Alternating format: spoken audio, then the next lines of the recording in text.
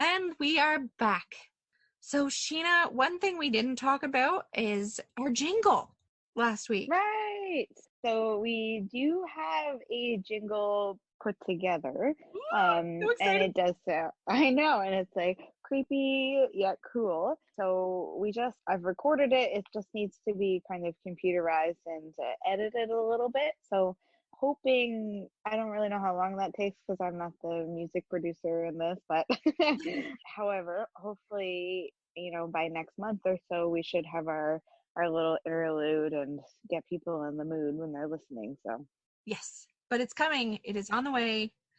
And when it comes, you'll hear it because it'll just start the episodes. exactly. Yay. And then we'll be like actually official. Yeah. I don't know. Being uh on all these different platforms kind of makes it feel a little official to me. I know, I kind of feel like we're badass. I'm like, look at us go.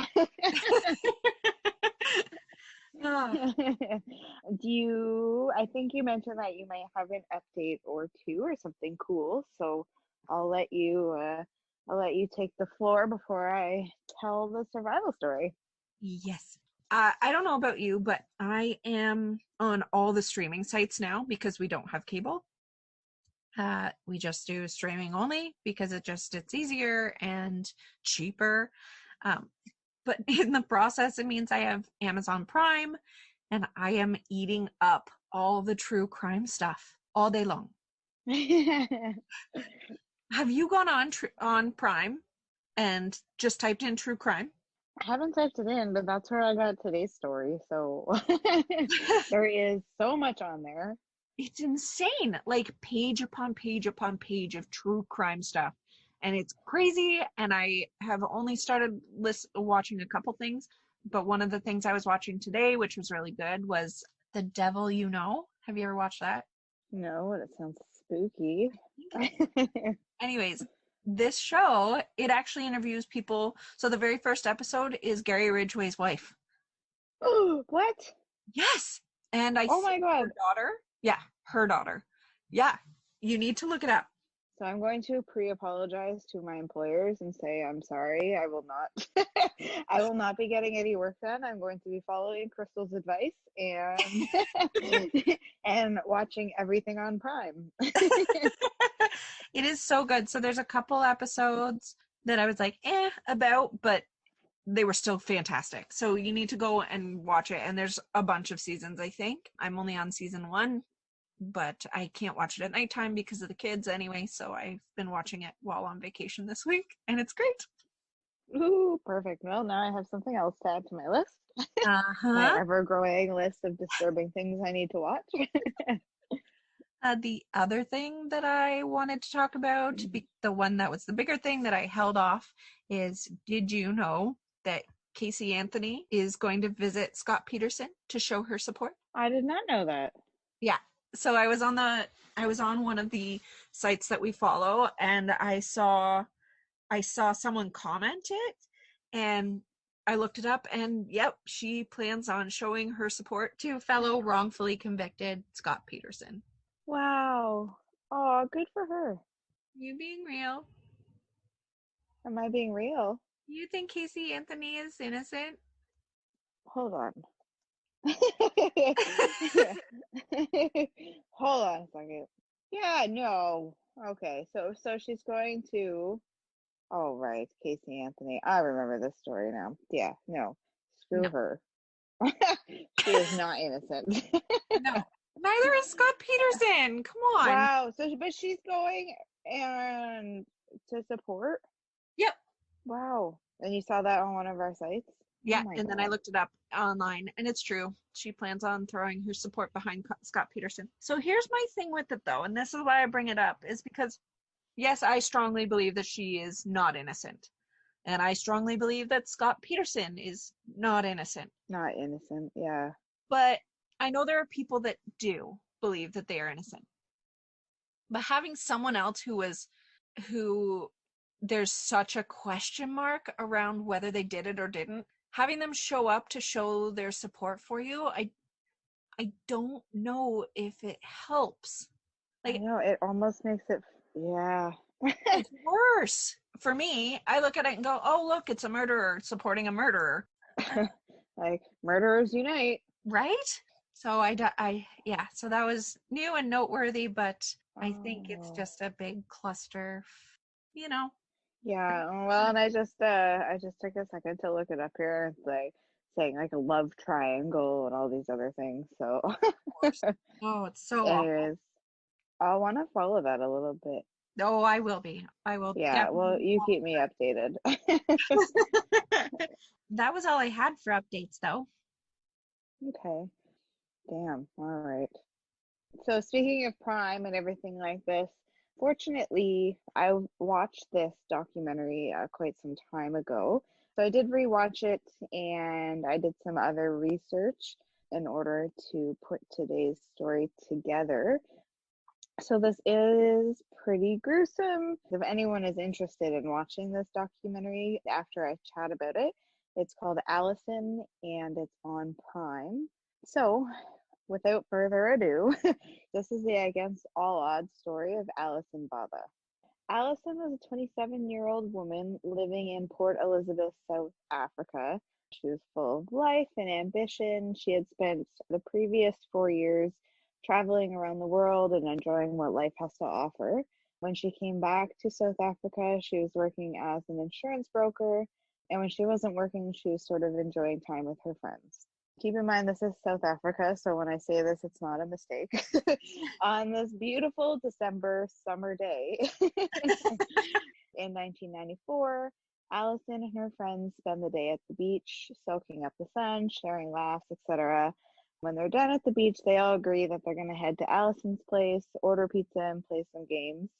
As the evening grows later, some of her friends, start heading home, and Allison offers to give one of her girlfriends a ride home. And then while she was there, she picked up some clothes, I guess, that her friend had there. Anyways, Allison, it's around 1 a.m. She returns back to her house. Her typical parking spot isn't there, like someone's parked in it. So then she needs to park down a little bit further where it's a little bit more dimly lit. So this is where her life is going to take an unimaginable turn that would forever haunt her. So Allison pulls up to her parking spot, puts the car in park. She goes to reach for some of the clothing that's on the seat next to her, and she feels this rush of warm air from a door being opened and then a knife against her throat. And then there's a man that identifies his name as Clinton. We'll later learn that he's actually Franz. He tells her to move over or he'll kill her. So she obliges, and so she moves over and he gets in the driver's seat. Once they start driving, he assures her that he actually doesn't intend to hurt her. He just needs to borrow her car to get some money from someone who's been avoiding him. So he starts making small talk with her, asking her if she has a boyfriend. So that puts her at ease momentarily. And then she starts to think like, yeah, maybe he is just actually borrowing my car. They drive for a little bit and the car slows down and pulls over to a man that's standing on the sidewalk. He proceeds to hop in the back seat. Allison then catches a glimpse of him through the rearview mirror, and she describes this as the moment that she realizes that she will not be returning home, as the man in the back seat has a glare of coldness and evil that she'd never seen before. So silently they drive, and they keep driving past the streetlights and into a secluded area of town that most have kind of been told not to venture to. The car stops, and they ask her, "Are you going to fight us?" And she goes, "I'm not a fighter." They then take turns raping her one at a time. In the documentary, it's very detailed on the words that they use to her and how they rape her. For the podcast, I decided that those particular details are better coming straight from her. So if people want to hear more of that, you can watch the documentary. So Franz is the first one to rape her, and then Teens is the second one. After the rape, they drag her out of the car and they've strangled her. They proceed to stab her in the abdomen and pubic area upwards of 37 times. They do this in hopes of destroying any of her womanly parts, and then they continue to slash her throat 17 times, nearly decapitating her and leaving her for dead. They drag her off further to the side of the road, and she describes hearing their footsteps get further and further away, and then they drive off. So she's left there. This badass woman decides that she still has fight left in her and she wants to live. The first thing she does is she ensures to write both of their names in the sand beside her using her finger. So she writes Franz and then Thins underneath each other. And then she also writes, I love you, Mom, in the sand. She writes their names because, same thing as that other woman, if she doesn't make it, she does not want them to be able to continue to do this to anyone else. So after she writes in the sand, she realizes that she feels something on her legs, and at that time she realized that her intestines are outside of her body. She slowly looks around and she sees a shirt that was left behind.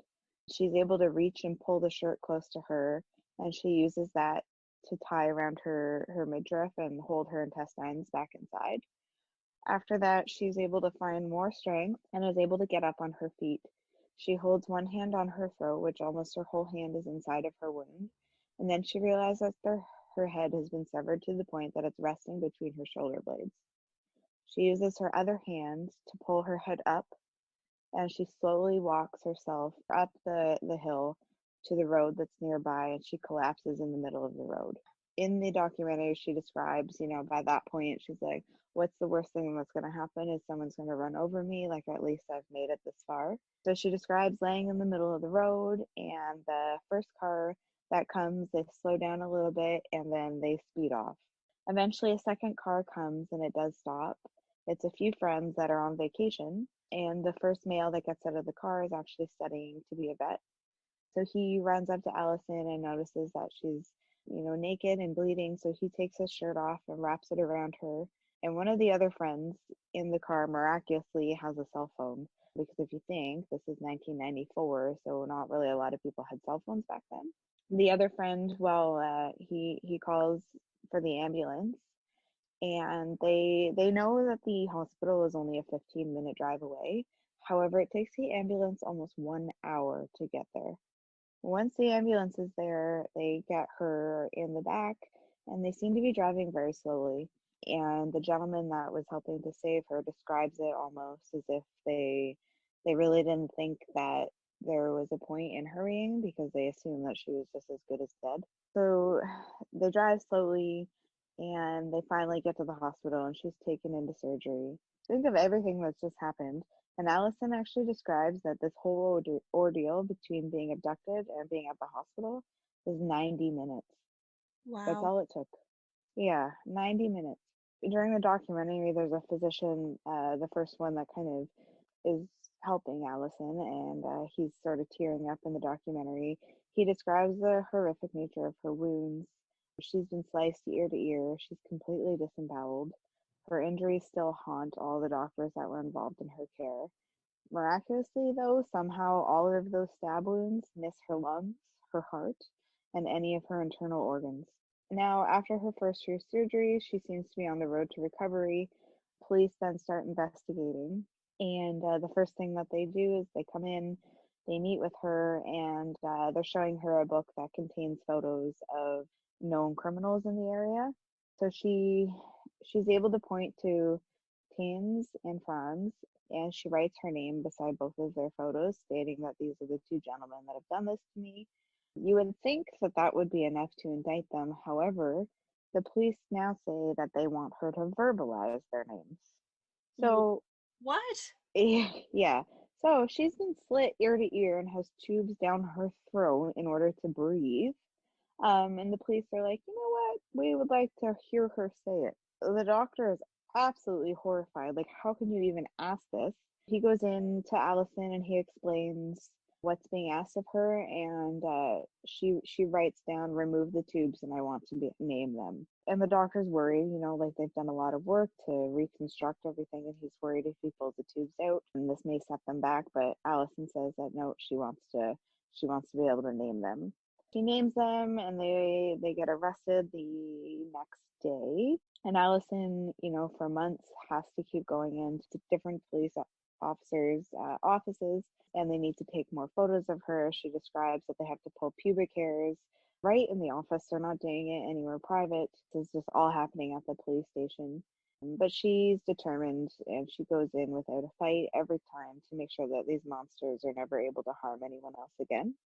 6 months, I think, go by. It's time to go to court. And at this time in South Africa, the way that the court system would work is that a victim would actually have to walk up to the perpetrator in the courtroom, lay a hand on their shoulder, and stand there long enough to have a photo taken. And She that's doesn't how they would still. touch them. So that's how it was supposed to be, and that's how it had been for every victim before that, is that you would have to walk up, put your hand on their shoulder, and have a photo taken, and that would solidify the fact that the victim is actually naming this person as a perpetrator. The lead detective at this point was like, you know what, there's absolutely no way we can ask this woman to do this. So they decided to try something that had never been done before in South Africa, and that's when they began doing the one-way glass, the parade of identification. Thank God, that's the norm there still today. So they set that up for Alison, and they bring in several different people, and they have numbers on them. Alison freezes for a bit, obviously, even though she's on the other side, but like terrified to even be anywhere near these people. But she's able to identify them as number 6 and number 13. After that, Franz, he tries to blame, what he had done on Satanism. This is sort of right near, like, after the satanic panic was happening all over the place, right? However, they quickly call bullshit on his claims. And a little side note, so the lead detective, while he was bringing them into the courtroom, he goes, you know what, I'm not going to handcuff you guys as they normally would. He's like, because I kind of hope that you try to run and I can shoot you. Yeah. So they weren't handcuffed the entire time they were in the courtroom. And the lead detective's like, I don't hunt and I nothing, but he's like, I have never wanted to shoot 2 people more in my life. I didn't like this guy so much because they made her verbalize it, but now I kind of do. Yeah, I know. The sad thing is, well, I mean, all of this is obviously sad, but these two were no strangers to violent crimes.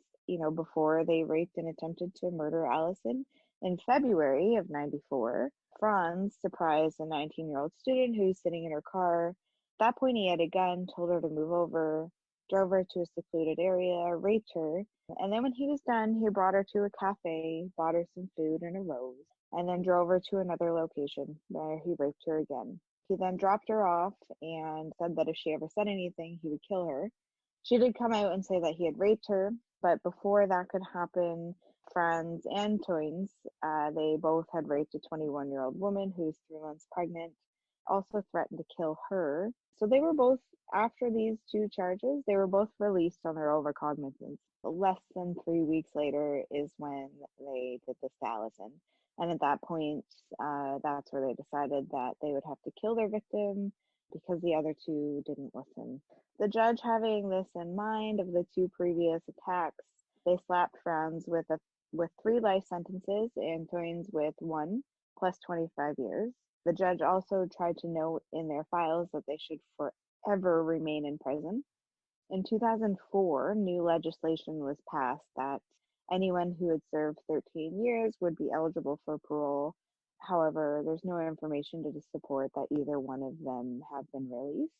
Shockingly enough, Alison was able to have 2 children. Wow. Yeah, so she had her first child in 2004 and her second in 2007. She had uncomplicated pregnancies and everything went, as normal as it could. She's married, has her 2 beautiful children, and she's now a motivational speaker. She's traveled to 30 countries, inspiring people all over the world that they can have control over their lives and that they have that strength within them to survive. That's incredible. Yeah. And the guy that found her on the road, he was in school to be a vet, but he decided right then and there that he wanted to be a doctor. Oh, Yeah. So that's the story of Alison. And I mean, I have no idea how she survived, but she was meant to survive and she did it. The story sort of reminded me of the Mary Vincent story yeah. of just, like against all odds, just being able to put yourself together and get to a point where you can get some help. It's miraculous. It's insane. And for those listening, if you don't know who Mary Vincent is, you should go look her up because that woman is a fighter. Yeah, she's on the list of the strongest women in the world.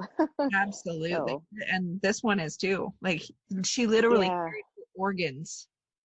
carried her organs and held her own head on. Ugh.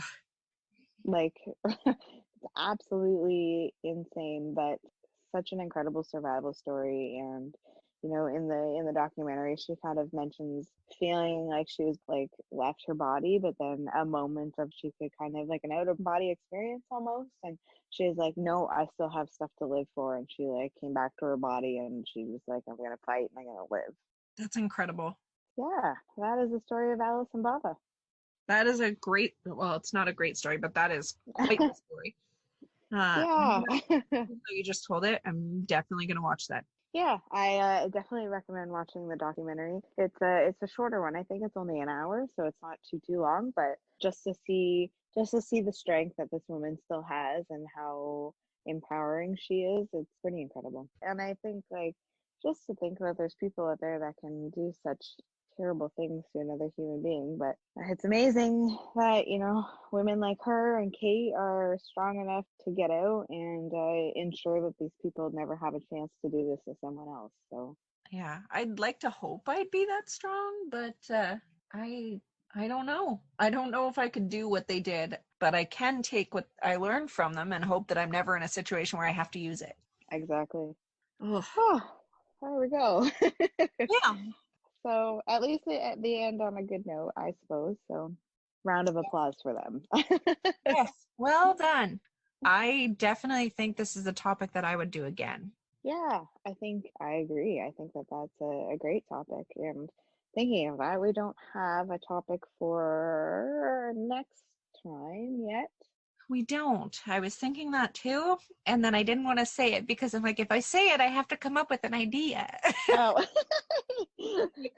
So okay. maybe what we should do is, so if you've been with us from the start, there was an episode that Sheena and I recorded in my trailer that I deleted. Yes. Yeah, so since no one got to hear that, maybe unless people have other ideas, maybe we can cover that one next time. I think, what was it? I picked Schenectady for you, and you picked Massapequa for me. So we had to come up with murders or true crime related stuff that happened in those random areas. Yeah. Originally, she wanted to So give me New Mexico, which would have been great. But yeah. I But went then that when you step gave me Massapequa, I was like, no, you get Schenectady now. So let's do that. So Perfect. now that we're in this new process, it's great because you don't have to wait 2 weeks to hear our stories. You will be back with us next week for our catch up stories. Yes. All right. Well, that is all All I right. had. Sheena, did you have anything else? No, I think that's it. All right. Well, on that note, I have to pee. Me too, actually. So thanks for tuning in, everyone. And we'll catch you next time. Talk to you in a week. Bye. Bye.